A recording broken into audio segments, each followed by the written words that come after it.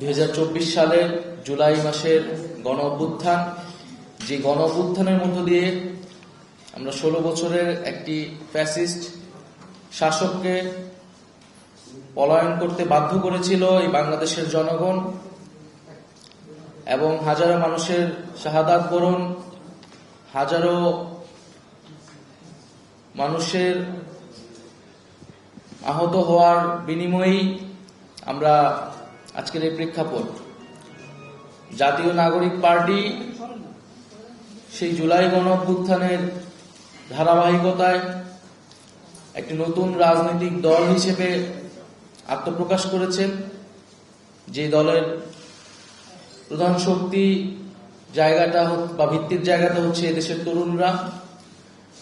এবং আমরা মনে করি যে আমাদের সেই জুলাই গণ অভ্যুত্থানের প্রেক্ষিতে আমাদের যে বক্তব্য ছিল যে আমরা ফ্যাসিবাদী ব্যবস্থার বিলোপ এবং একটি নতুন রাজনৈতিক বন্দোবস্ত আসলে প্রতিষ্ঠা করতে চাই।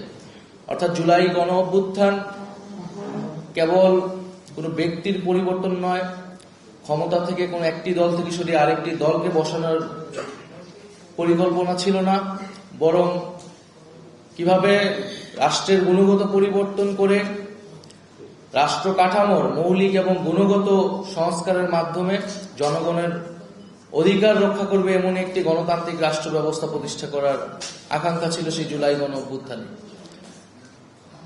আমরা মনে করি যে বাংলাদেশে ইতিহাসে বিভিন্ন সময় জনগণ রাস্তায় নেমেছে, আন্দোলন করেছে।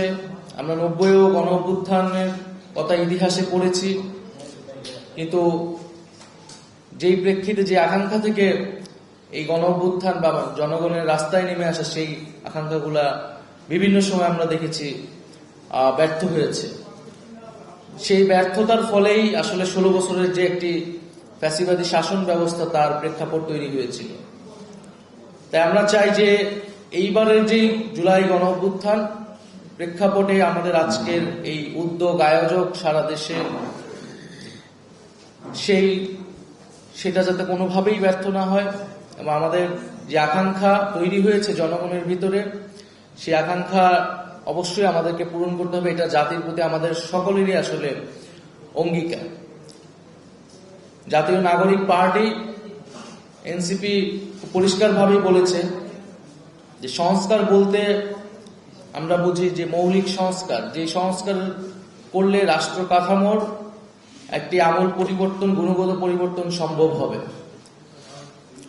কারণ আমরা দেখেছি যে বিগত সময়ে আসলে আমাদের সংবিধান থেকে শুরু করে বিভিন্ন রাষ্ট্রীয় যে প্রতিষ্ঠানগুলো, সেই প্রতিষ্ঠানগুলোর একটা দলীয়করণ ঘটেছিল। আমাদের সংবিধানে এক ব্যক্তি কেন্দ্রিক একটি কাঠামোর বীজ বপন ছিল। ফলে সেই রাষ্ট্র কাঠামোকে অক্ষুণ্ণ রেখে আসলে যেই ক্ষমতায় যাক না, যেই রাষ্ট্র পরিচালনার দায়িত্ব পাক, তার ভিতরেও ফ্যাসিবাদী প্রবণতা থাকবে, স্বৈরতান্ত্রিক হয়ে ওঠার প্রবণতা থাকবে। সেই জায়গায় রাষ্ট্রের মৌলিক সংস্কার, সেক্ষেত্রে আমরা সংবিধান, প্রধানমন্ত্রীর ক্ষমতা, বিচার ব্যবস্থায়, নির্বাচন ব্যবস্থা ইত্যাদি বিষয়কে আমরা জাতীয় নাগরিক পার্টি বিশেষ গুরুত্ব দিচ্ছি। জাতীয় ঐক্যমত্য কমিশনের পক্ষ থেকে যে সুপারিশ সমূহ আমাদের কাছে পাঠানো হয়েছে, আমরা সেগুলোতে আমাদের মতামত দিয়েছি। অধিকাংশ ক্ষেত্রে আমরা একমত হয়েছি, যেসব জায়গায় আমরা আংশিক একমত বা দ্বিমত, আমরা সেখানে আমাদের মন্তব্য বা আমাদের সুপারিশ আমরা সংক্ষিপ্তভাবে দিয়েছি। আজকে হয়তো আমরা বিস্তারিত আলোচনার সুযোগ পাব। তো জাতীয় ঐক্যমত্য কমিশনকে সে সুযোগ করে দেওয়ার জন্য আমরা আন্তরিকভাবে আবারও ধন্যবাদ জানাচ্ছি।